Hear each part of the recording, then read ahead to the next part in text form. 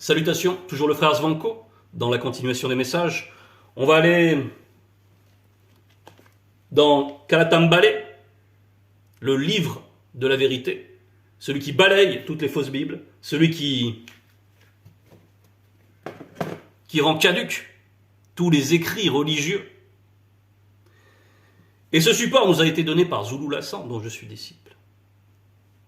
Et par la manifestation de la grâce de l'Oba, aujourd'hui, nous allons aller dans Wonja, au chapitre 1, Wonja, qui est Ésaïe ou Isaïe dans les Bibles falsifiées. Wonja, prise de contact et vision du futur. Prise de contact. Donc là, il faut prendre contact. Là, présentement. C'est-à-dire que vision du futur, c'est donc la prophétie. Et Wonja est un Mutapedamundi. Il est un prophète avec un P majuscule, un Mutopedamundi avec un M majuscule. Prophète des nations. Et il s'adresse là au peuple. Et dans ce chapitre 1, il est dit, ce peuple, il est dit qu'il ne comprend rien. Un peuple qui ne comprend rien. C'est le titre du chapitre 1. Et c'est pourquoi le prophète est venu dans cette période-là de confusion. Et aujourd'hui, nous savons que nous vivons une période de confusion dans laquelle la grâce manifestée agit encore. Avec puissance à travers Zulu Lassan. Avec puissance, avec connaissance. Avec une connaissance qui fait trembler les religions. Bien, nous sommes dans ce contexte-là. Wonja, lui, était dans ce contexte-là. Il s'adressait au peuple noir. Premièrement, bien sûr, parce que son temps, la grâce manifestée était adressée au peuple noir, non initié. Il y en avait grand besoin. Le tout étant d'en prendre conscience. Il faut déjà prendre contact. Bon, ça c'est le contexte. Juste, on va lire le verset 7 pour préciser encore un peu plus le contexte. Votre pays est dévasté et vos villes sont consumées par le feu. Des blancs et des sans-mêlés dévorent vos campagnes. Sous vos yeux, ils ravagent et détruisent comme des barbares. Donc, on voit que ce contexte, c'est quoi? C'est que les blancs et sans-mêlés avaient une emprise sur les peuples non initiés. Pourquoi? Parce que ces peuples non initiés n'ont pas respecté les lois du Verbe. Ils en sont détournés, notamment celle qui interdit de faire alliance avec les blancs et les sans-mêlés, notamment par les mariages, par les unions, par l'hybridation. Parce qu'avec tout cela va arriver, les croyances des blancs et des sans-mêlés vont pouvoir infecter le peuple noir, à un point tel que sur des générations, ils en viennent à oublier complètement le Verbe de l'Oba. Et c'est dans un état de confusion comme celui-ci que arrive le messager. Comme dans nos temps aujourd'hui, arrive Zulu Lassan. Après l'esclavage, après avoir goûté toutes les sources impures, frelatées, après avoir été abreuvé de fausses doctrines, des religions de blancs, de sans-mêlés, après avoir accepté toutes ces impuretés, après avoir été avili, tout cela, la grâce se manifeste à nouveau, avec puissance. Et Zulu Lassan donc fait trembler les religions. Aussi, nous allons aller maintenant au verset 9. Si le verbe de l'Oba ne nous eût conservé un faible reste, nous serions comme Wea, Sodome. Nous ressemblerions à Sépé, Gomorre, c'est-à-dire anéantis. Anéanti. Mais il reste encore quelque chose. Il y a encore des gens pour écouter. Il y a encore des gens qui regrettent l'état dans lequel ils se trouvent, qui s'aperçoivent que les religions n'apportent rien dans nos temps, qui s'aperçoivent qu'il n'y a pas de sanctification, que tout ça c'est vain, que leur situation ne s'améliore pas, que leur existence ne fait que se poursuivre dans l'obscurité, dans la peine, dans les regrets. C'est bien de ressentir du regret. C'est bien de prendre un peu conscience de cela. Et maintenant, il s'agit de se tourner vers la prise de contact. Verset 10, écoutez, Mutatedi, chef non initié. Sois attentif à la loi du verbe de l'Oba, peuple non initié. 2 points. Donc là, on nous demande d'être attentif. On nous demande de faire attention. Et on s'adresse à tout le peuple. Au verset 11, qu'est-ce que Tété a à faire de la multitude de vos sacrifices abominables? Point d'interrogation. Dit Mutatedi, l'entité. Donc là, c'est les propos de Mutatedi. par Wanja. Tété ne prend point plaisir au sang des taureaux, des brebis, des boucs et de tout autre animal. Il n'y a pas de plaisir là-dedans. Tété, c'est le Créateur, c'est l'Oba. Les chrétiens disent qu'ils appellent toujours Père, mais ils appellent Jéhovah leur Père. Et ils sont en proie avec la fausse doctrine. Et cette fausse doctrine leur a fait croire que ces sacrifices ont pu être légitimes. Et ils acceptent aussi le sacrifice de leur soi-disant sauveur Jésus. Mais on va revenir à tout cela. Donc il va falloir rentrer en profondeur dans cette notion de sacrifice, voir pourquoi on en est là. Qu'est-ce que veut cette conception? Qu'est-ce que veut ce concept de sacrifice? Mais déjà réfléchissons. Qu'est-ce que vous pouvez apporter au Créateur? Puisque le Créateur, tout lui appartient. Si tout lui appartient, qu'est-ce que tu peux lui offrir? Quelque chose qu'il a déjà en sa possession? Ça n'a pas de sens. C'est pour ça qu'il n'y a pas d'intelligence dans ces pratiques. Donc tous ceux qui pratiquent cela, des sacrifices comme durant l'Aïd pour les musulmans, comme durant d'autres fêtes pour ceux qui se disent israélites, il y en a parmi les noirs qui s'en disent, mais aussi pour les chrétiens, on verra en quoi. Mais maintenant, on va donc aller à l'origine de ces pratiques, et on va aller dans Bebotedi, donc origine. Et on va aller dans Bebotedi 4, au verset 10 et 11. Satan, le Moudima Bobé, mauvais esprit, après avoir copié et pris l'apparence trompeuse de Mutatedi, l'entité, apparut à Ponguissé, ainsi qu'à son frère Moudiwe.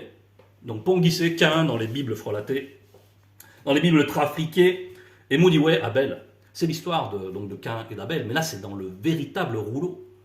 Ça, toutes ces fausses Bibles, ce sont des ersatz de ce récit-là, qui est restauré aujourd'hui. Donc, on voit ici une chose, d'emblée, par rapport aux Bibles falsifiées, c'est que dans les Bibles falsifiées, c'est Jéhovah qui vient demander de faire des sacrifices. Or là, c'est Satan qui demande, qui séduit Abel, qui séduit Ponguissé, pour qu'il pratique des sacrifices. Et il le fait en usurpant l'identité de Mutatedi. Il se fait passer à leurs yeux pour tel. Et il les persuade, c'est-à-dire qu'il y a eu un échange de langage, de discours, et il est arrivé à convaincre de s'adonner à cette pratique. Mais Ponguissé, lui, présenta des produits de la terre en offrandes et ceux des vignes qu'il avait plantées. Donc il a présenté des offrandes végétales. Moudiwe, de son côté, fut le premier à apporter un sacrifice de sang en tuant l'un des plus beaux des premiers agneaux de son troupeau au poil roux. Donc, les premiers sacrifices, ils sont là. Et déjà, cette notion émane de l'antivérité. Le fait de faire des sacrifices en culte, c'est déjà une abomination, puisque ça vient directement de Satan. Ça vient directement de lui. Et vous, c'est votre Jéhovah qui vous a enseigné ça, vous les chrétiens là qui écoutez. C'est votre Jéhovah qui vous enseigne à faire des sacrifices à travers Abel et Cain. Et que après on poursuit. Donc Abel, il y a eu un regard favorable qui a été manifesté envers l'offrande d'Abel. Elle a été agréée, son offrande. Et celle de et celle de Cain, au contraire, elle a été dédaignée. Mais qui est-ce qui prend plaisir là? On a vu que l'Oba, lui, Tété, le véritable créateur, l'unique, lui ne prend aucun plaisir en cela. Celui qui prend plaisir en cela, c'est Satan. C'est Satan qui aime le sang versé. C'est Satan qui aime la souffrance. C'est Satan qui aime tout ce que va générer tout cela. La peur, déjà. La colère. Et on sait comment, ensuite, Ponguissé a subi une grande épreuve. Et en complément, nous allons aller lire dans toujours Bebotedi 4, versets 22 à 23, 22, 23 et même 24. Et à cause de Moudiwe, toute l'animalité entière, depuis l'oiseau des régions les plus élevées jusqu'aux reptiles, et toutes les petites et grandes bêtes qui se déplacent sur le sol, et tous les poissons seront frappés de terreur et de tremblement devant les hommes. Donc là, c'est une déchirure supplémentaire. C'est encore un degré supplémentaire dans la chute. Parce qu'il y avait l'harmonie, normalement, avec Moto. À l'origine, avant la chute, il y avait l'harmonie entre les animaux. Il y avait une conscience collective entre les animaux et Moto, c'est-à-dire Adam, dans les Bibles falsifiées. Il y avait une osmose, une unité une conscience collective. Et là, bam, c'est la séparation, c'est la terreur, c'est la déchirure. Ils seront aussi tués par enyenge, c'est-à-dire plaisir, et livrés à d'horribles sacrifices. Donc, voilà, ça c'est la porte qui a été ouverte. À cause de Modiway, à cause de cet acte. On va aller dans le verset 24. Ainsi plusieurs tueront les animaux et les sacrifieront en pensant plaire à Tété. Ainsi plusieurs tueront les animaux et les sacrifieront en pensant plaire à Tété. C'est-à-dire au Créateur. Bien. C'est exactement ce que nous trouvons dans Wonja. Et maintenant, on a vu d'où cela émanait. On a vu qui est l'auteur de la première pratique. On a vu où est l'origine. On a identifié. Donc, maintenant, si vos Bibles vous enseignent, si vos écrits vous enseignent à pratiquer ça, il faut vous poser des questions. Parce qu'il faut se mettre à la place de l'animal. Qu'est-ce qu'il ressent l'animal quand on s'apprête à l'égorger? Vous pensez que lui, il est content? Ah oui, je rends un culte, je suis content de participer à tout cela. Je glorifie mon Créateur, c'est ce qu'il pense, vous pensez? Ou alors il est frappé de terreur, il est dans l'angoisse. Qu'est-ce que vous faites de ces sentiments? Qu'est-ce que vous faites de tout cela? Parce que tuer un animal volontairement, par plaisir, ou croyant rendre un culte, c'est un meurtre. C'est un meurtre. Il faudra rendre compte de ces meurtres.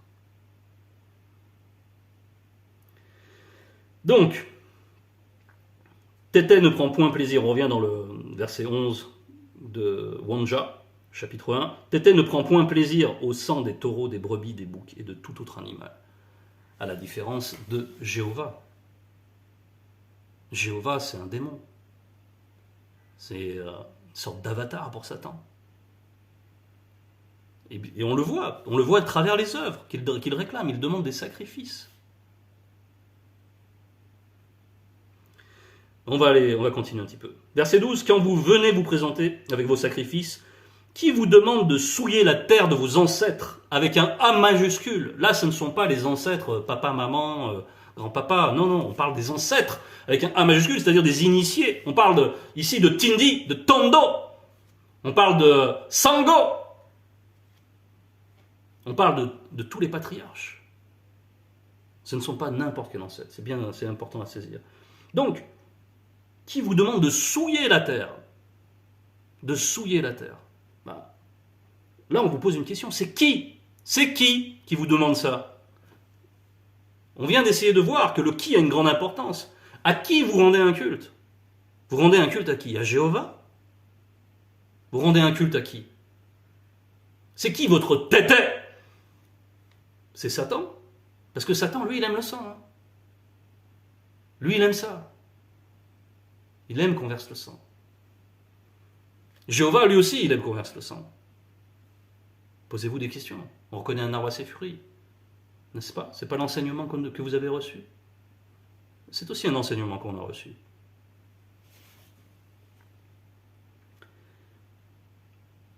Donc, ce qui est important à comprendre, c'est que celui qui fait un sacrifice, il espère par là qu'il va se dédouaner de quelque chose en faisant ce sacrifice. Lui, dans sa conscience, et quand il va faire ça, il prend quelque chose qui lui appartient, un mouton, ça a une valeur marchande, peu importe, un pigeon, peu importe selon ses moyens, il sacrifie, et il va le présenter cette offrande, et il espère que par là, il va obtenir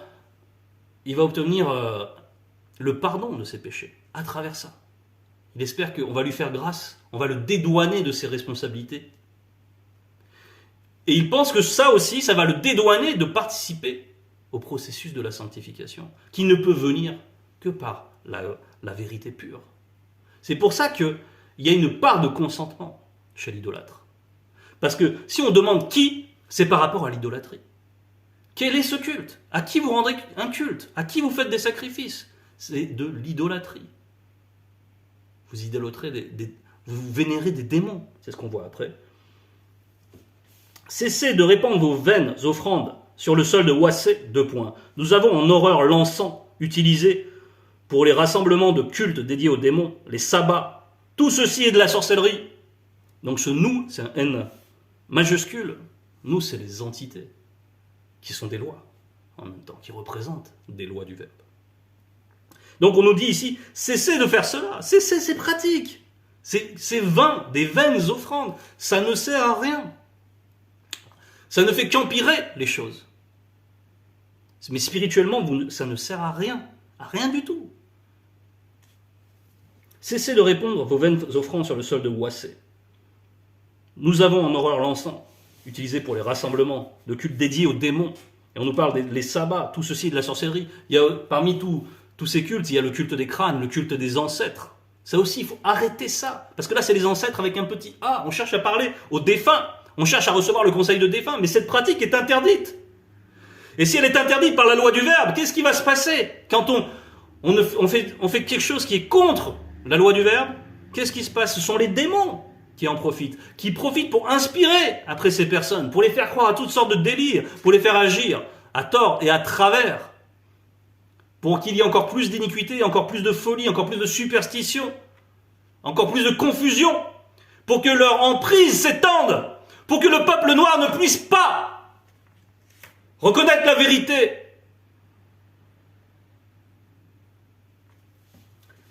Bon, ici on voit aussi que on parle de l'encens, les offrandes végétales comme celle qu'a offert Conguissi, ça aussi c'est une abomination. Et ça se retrouve par ailleurs, on ne va pas aller trop dans les versets. Mais tout cela, c'est toujours le même principe. Qu'est-ce que vous voulez offrir à l'Oba? Tout lui appartient. Et tout ça, tous ceux qui font ça, c'est pour éviter de devoir rentrer dans le processus de la sanctification. Parce que ça c'est la meilleure manière d'exprimer notre gratitude envers le Créateur qui est Tété, qui est l'Oba. C'est de mettre en œuvre tout ce qu'il nous a donné, tout l'éclairage qu'il nous a donné, et de se laisser sanctifier, d'abandonner les mauvaises œuvres. C'est ça qui est central. Et c'est comme ça qu'on remercie notre Tété. C'est en se laissant sanctifier. Il nous demande, soyez saints, parce que lui-même est au-delà de la sainteté. Il nous demande cela. Donc, le sacrifice, c'est le don de soi. Les gens, ils préfèrent donner la vie des autres plutôt que se donner leur propre vie au Verbe. Et ils ne nous demandent pas d'aller faire les kamikazes. Non. Ils nous demandent en cela de nous laisser sanctifier par lui, de nous laisser initier par lui, de nous laisser éclairer. C'est bien cela la différence. Donc, il ne faut pas remplacer la seule chose qui compte véritablement, c'est-à-dire la sanctification de notre point de vue, par des pratiques étrangères, abominables, criminelles. Et on nous parle du sol de Ouassé, parce que bien sûr, Ouassé va recueillir tout ce sang, va être gorgé de tout ce sang. Et ensuite, Ouassé, qui est la terre, nous maudit, ou maudit ceux qui pratiquent cela. Bien sûr. Et ça va avoir des conséquences.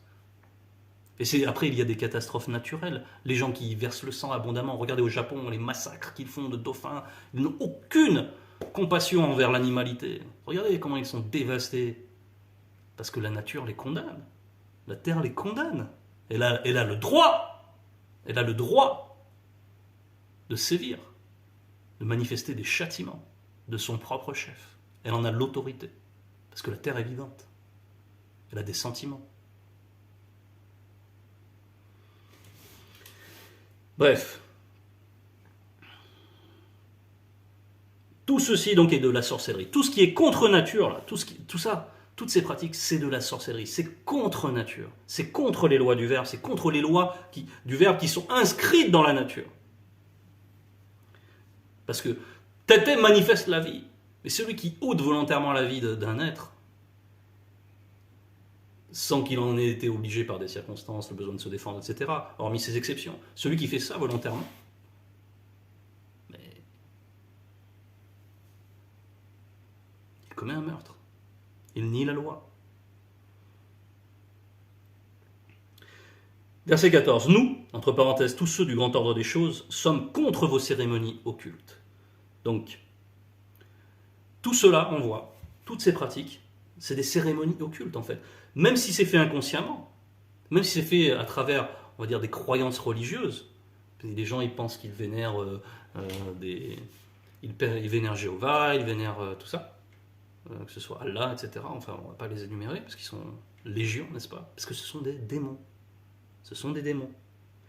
Et qui tire profit de tout cela? C'est le royaume de Satan, qui par là même fait abonder son règne. N'est-ce pas? Verset 15. Quand vous étendez vos mains, le verbe de tété ne vous écoute point. Quand vous multipliez les prières, il ne les reçoit point. 2 points. Vos mains sont pleines de sang. Bon, vos mains sont pleines de sang. Donc là, on parle des prières. Là, on va parler plus précisément là des chrétiens.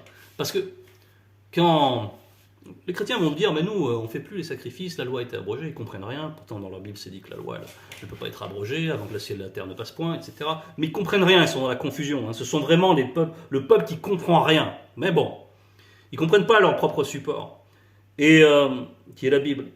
Et donc, là, on nous parle de leurs prières à eux, là, aussi, à travers nos temps. Leurs prières, elles ne servent à rien. Elles ne peuvent pas monter. La prière, il faut qu'elle soit accompagnée par des entités. Il faut qu'elle soit reçue, acceptée et accompagnée par les entités. Il faut donc qu'elle soit sainte, cette prière. Et sans le verbe de l'Oba, comment cette prière pourrait être sainte?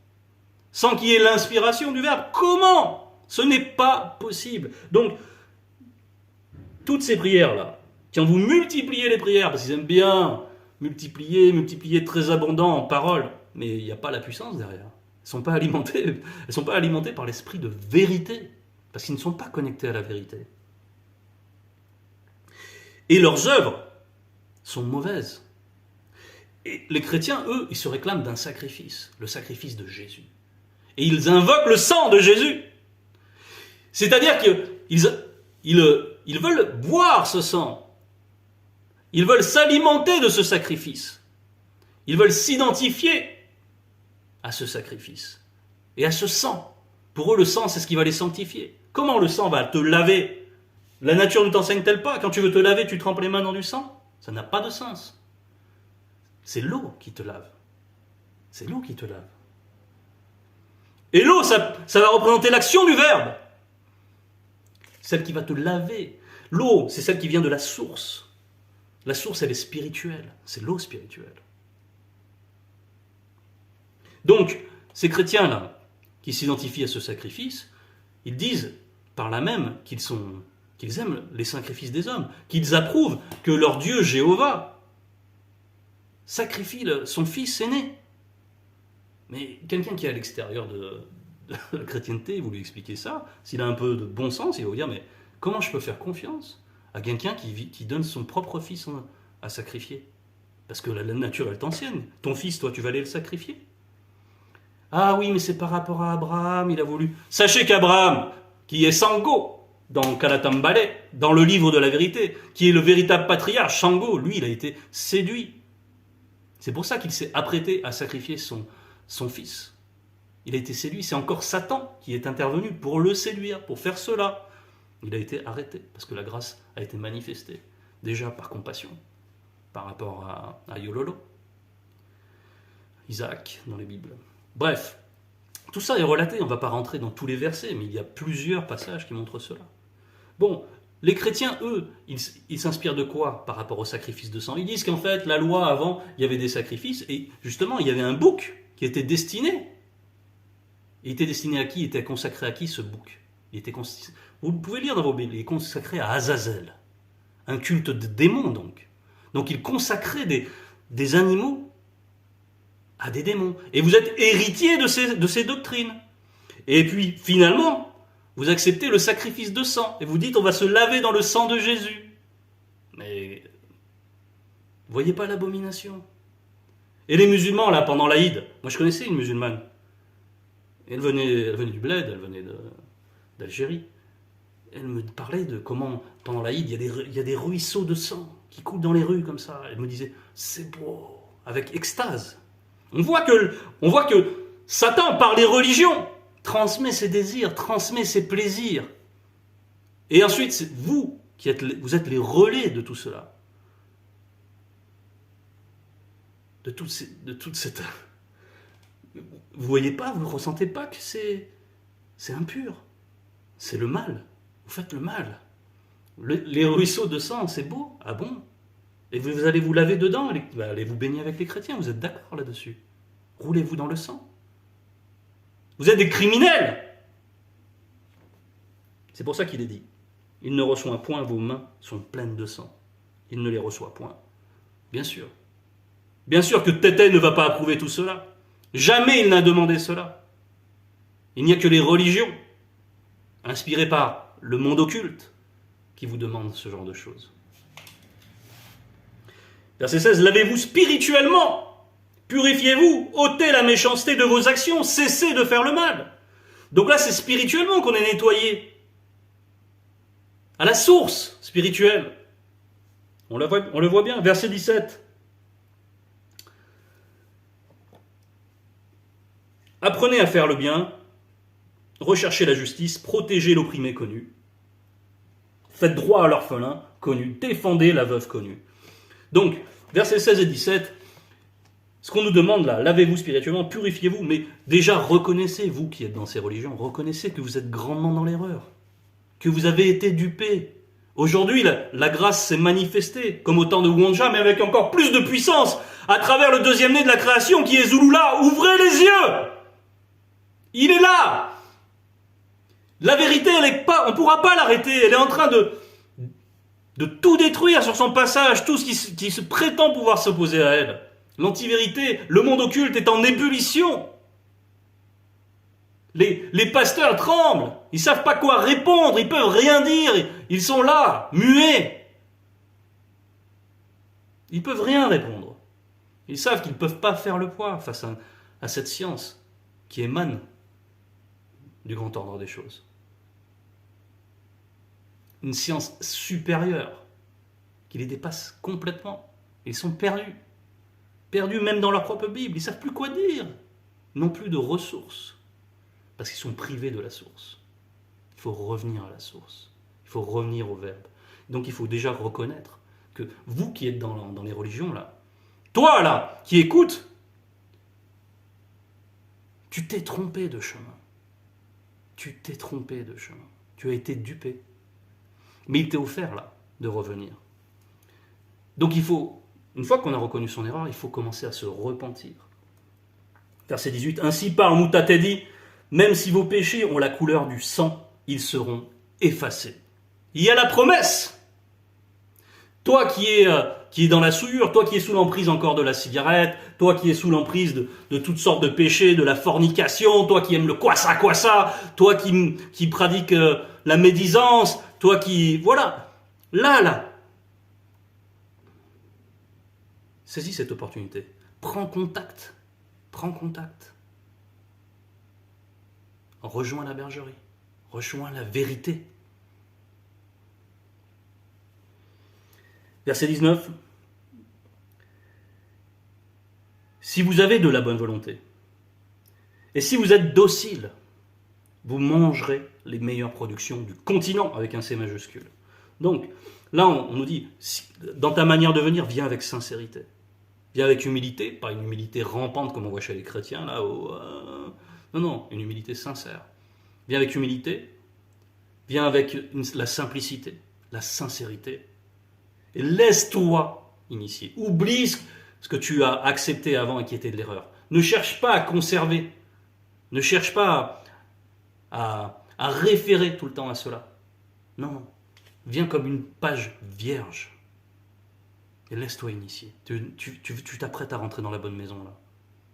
Tu t'apprêtes, là. Repends-toi. Pleure s'il faut. Pleure. Vide-toi. Confie-toi dans la prière. Commence à appeler ton Tété Loba. Commence à prier. Commence à te laisser inspirer par le Verbe. Commence à te laisser guider. Parce que là, on te dit, si vous avez de la bonne volonté, mais ta volonté, là, tu ne seras plus tout seul. Là, la volonté, elle va être alimentée par le Verbe. Elle va soutenir, elle va t'affermir. Elle va affermir toutes tes volontés, parce qu'il y a plusieurs êtres. Et tu vas parvenir à te passer de la cigarette. Tu vas parvenir à te détacher du péché qui te retient là dans ta religion, qui ne sert à rien. Tu vas vraiment rentrer dans la sanctification. Tu vas vraiment faire partie, si tu es appliqué, de ceux connus, des élus, de ceux qui vont vivre éternellement. C'est pour ça qu'on nous parle ici, vous mangerez les meilleures productions du continent. Donc ça, c'est la bénédiction. Mais au milieu du continent, il y a aussi, dans une réalité, il y a aussi l'entité connue sous le nom de l'arbre de vie. Et à travers donc ce qu'on dit là, ça symbolise aussi le fait de manger de ce fruit de l'arbre de vie. Donc de connaître l'Ongela Bundera, qui ne peut se connaître que par la sanctification. La sanctification qui ne peut venir que de la vérité, pure, sans tâche, sans contradiction, sans aberration, sans abomination, comme nous l'avons vu. C'était le message. Toute gloire à Tété.